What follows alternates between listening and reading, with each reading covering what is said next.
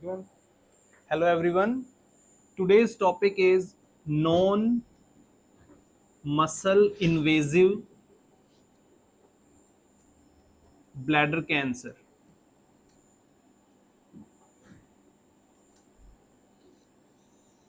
Bladder cancer is usually divided into two types.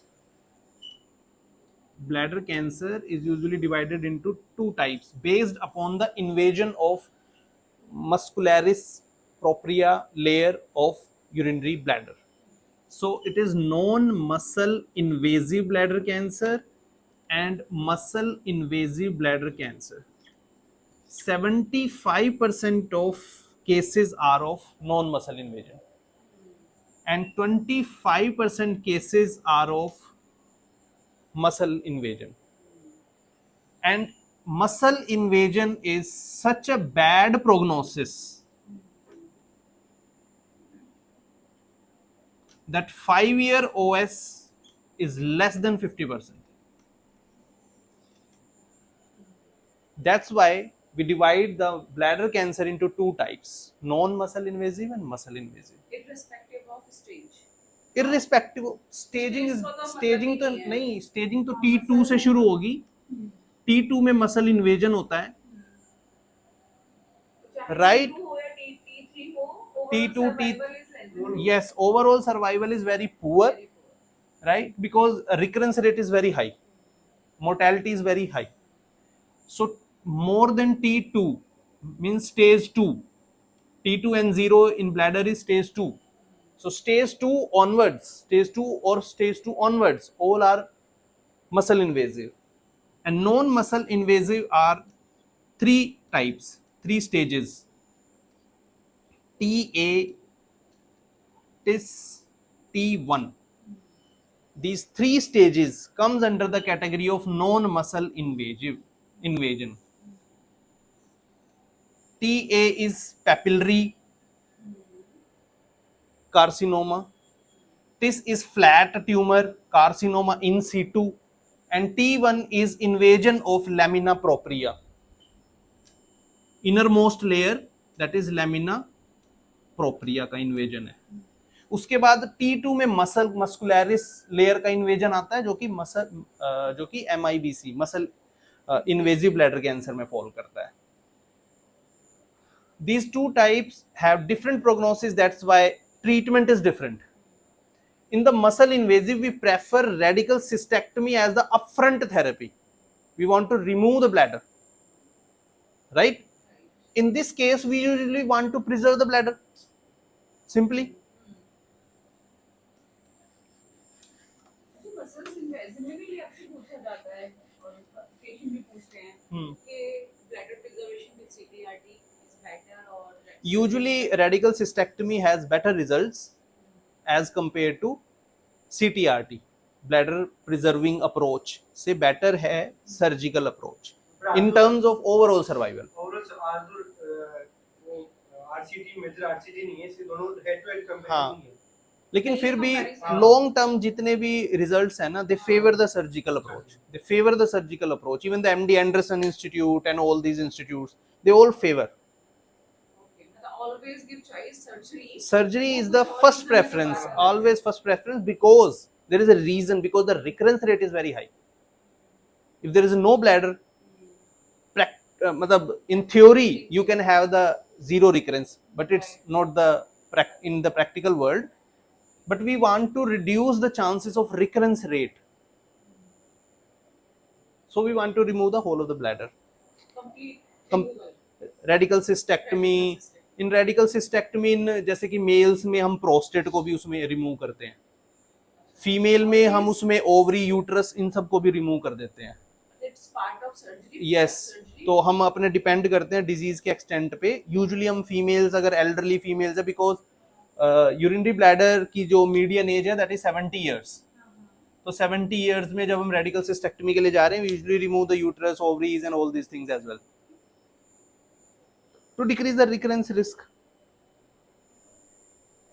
I mean, depends on the extent of the disease, or it is guideline. You have to remove. No, all these based structures. upon the extent of the disease, but usually we prefer to remove the structures. जैसे कि prostate को remove किया ही जाता है, standard radical cystectomy is with the prostate, cystoprostatectomy होती है इसमें। Greater margins negative margins So non-muscle invasion has 3 stages in this, TA, TIS and T1, ठीक है। तो इसमें जो TA है, TA has very good prognosis and TIS and T1 has somewhat relatively bad prognosis as compared to TA. I will tell you two things: the recurrence risk, because non-muscle invasive has high recurrence risk. Itself non-muscle invasive means high recurrence risk. Recurrence risk in TA is 50%. That means you have treated the patient and 50% patient will recur. And in TIS and T1, 70% patient will recur. Very high recurrence rate. And how much percentage of patients will progress to muscle invasive bladder cancer? That's very important. TA, only 5% of patients will progress to muscle invasion.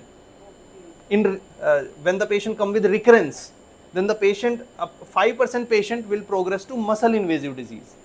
And in the TIS and T1, 50% of the patient will progress to muscle invasive disease. Right? So TIS and T1, they have somewhat poor prognosis because 50% of the patients will progress to muscle invasive bladder cancer. Right? जो 50% recurrence rate है, that means कि again will develop same ma'am ऐसा नहीं है, अगर आप otherwise treatment नहीं दोगे तो इतने पेशेंट, अगर आपने जस्ट QRBT किया तो इतने पेशेंट रिकरेंस कर जाएगा, इसीलिए हम इंट्रासाइकिल BCG हाँ। recurrence in advance और same situation सेम में बहुत ओके। तो अगर इनमें Only after रेट है मसल्स इन्वेसिव में होने का, तो इनको हम उससे भी ट्रीट करते हैं QRBT प्लस इंट्रावेसाइकल। नहीं, तभी हम इंट्रावेसाइकल थेरेपी का रोल बताने के लिए ही ये बताया गया है कि these much of patients converted into MIBC, तो उसको स्टॉप करने के लिए हम TURBT के साथ इंट्रावेसाइकल थेरेपी को जोड़ देते हैं टू रिड्यूस द रिस्क। वरना तो अदरवाइज तो TURBT इज सफिशिएंट, राइट। सो इन अभी आपने जैसे देखा TA के अंदर TURBT can be A sufficient treatment, can be, although case to case it varies, but for TIS and T1 you have to give TURBT plus intravesical therapy, have to, must.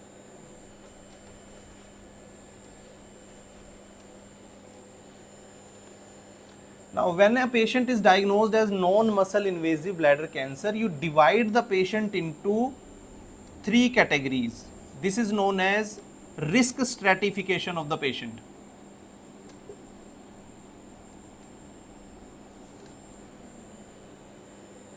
Right? Low risk,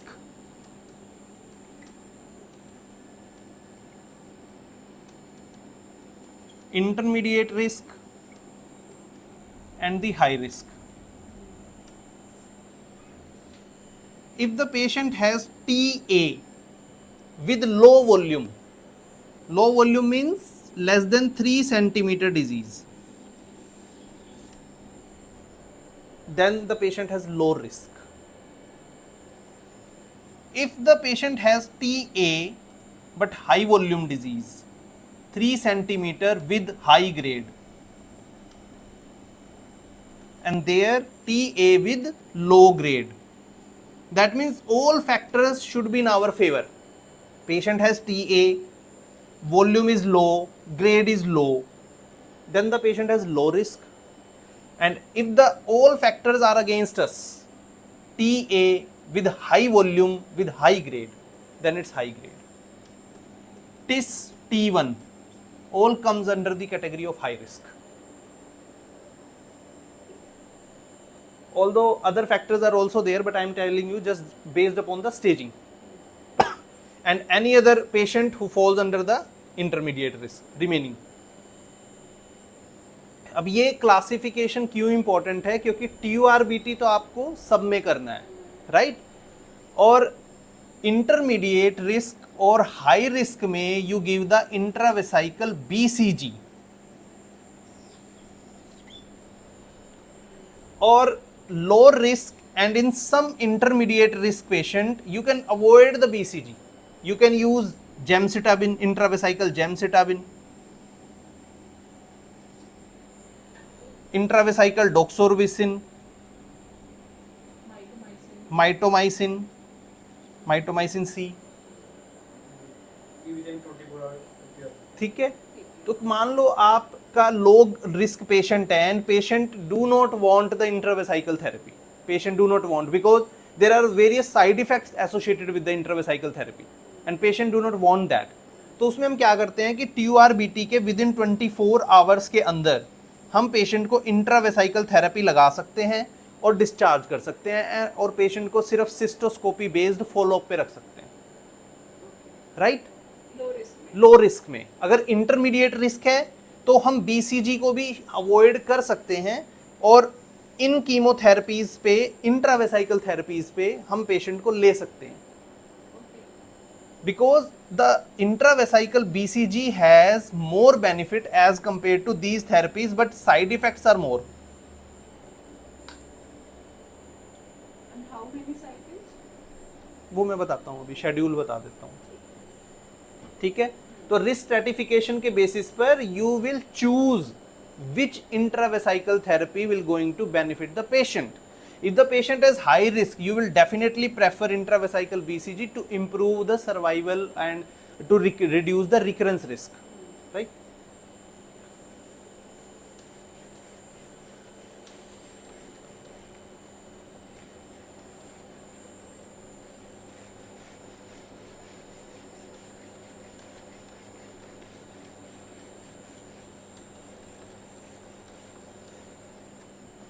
जैसे अगर इंट्रावेसाइकल BCG की बात की जाए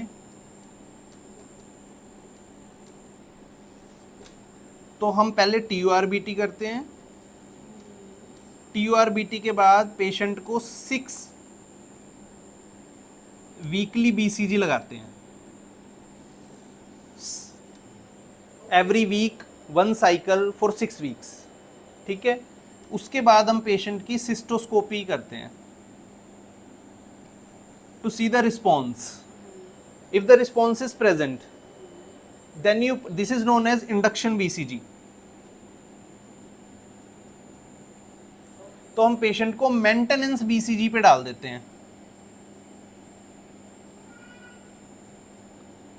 maintenance BCG में क्या होता है कि पेशेंट जैसे आपके पास 3rd मंथ पे आया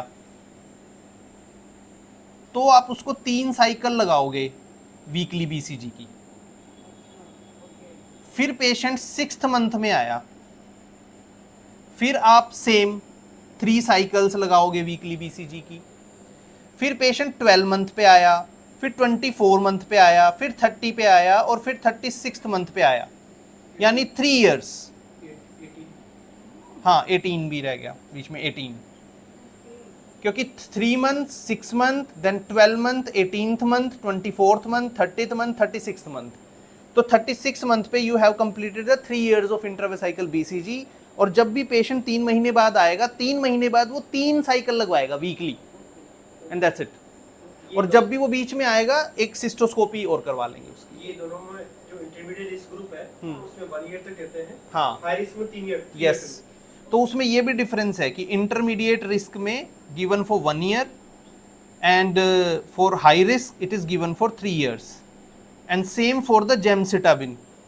अगर हम किसी को जेमसिटाबिन लगा रहे हैं तो यूजुअली हम उसको वीकली लगाते हैं फॉर 6 साइकिल्स. उसके बाद उसे मंथली लगाते हैं फॉर नेक्स्ट 10 साइकिल्स.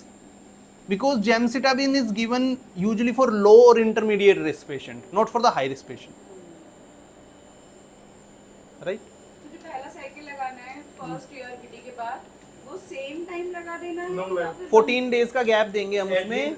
4 to 6 नहीं, उसमें ये होता है कि या तो आप with in 24 hours of TURBT लगा दो, हाँ, वो साथ में दे देते हैं बीसीजी का भी नहीं तभी नहीं, तभी कह रहा हूँ एटलीस्ट उसको जो TURBT के बाद जो उसका वूंड है शुड बी हील्ड, Healed है, इसलिए तो 14 डेज 21 डेज इतना गैप उसमें देना पड़ता है। समथिंग 6 वीक समथिंग 8 वीक मतलब at least. for every type of intravesical therapy, BCG, mitomycin, gemcitabine, No, ma'am. only for BCG. Only for BCG. So BCG intra अगर intravenous absorption then it में भी harmful side effect आते Okay. And chemotherapy good chemotherapy given within 24 hours you are हाँ। TURBT and BCG given at least some से 4 week के हाँ। 6 week सम से 4 to after 6 8 week। हाँ 4 to 6 वीक्स का गैप दे देते हैं। हाँ तो तो कंप्लीट हील हो हाँ complete healing the wound. and मुझे बताओ कि सिस्टोस्कोपी कब कब कराना है ड्यूरिंग ट्रीटमेंट इंट्रावेसाइकल थेरेपी? तो एवरी 3 मंथली आएगा ना पेशेंट। तब तब कराना ही है। हाँ और सेकंड थिंग जो मैम ये जो बीसीजी जो ओल्ड ट्रीटमेंट है वो ट्रांजिशन यूरोथेरेपी जो ट्रांजिशनल कार्सिनोमा है उस हिस्टोलॉजी के लिए है। हाँ। अगर ब्लैडर की और हिस्टोलॉजी स्क्वाइमस है सार्कोमेटोइड हिस्टोलॉजी उसमें ये वर्क नहीं करती, उसमें भी डायरेक्टली वो रेडिकल हिस्टोलॉजी नहीं, उसमें वो हाई रिस्क में आती हैं, जो वेरिएंट हिस्टोलॉजीज होती है ना Variant, वो हाई रिस्क में आती हैं। उसमें आप फर्स्ट ट्रायल दे सकते हो BCG का, इंट्रावेसाइकल BCG का, बट नहीं रिस्पॉन्ड आता then you will go for the radical cystectomy up front because they have very poor prognosis. ठीक है, डन है।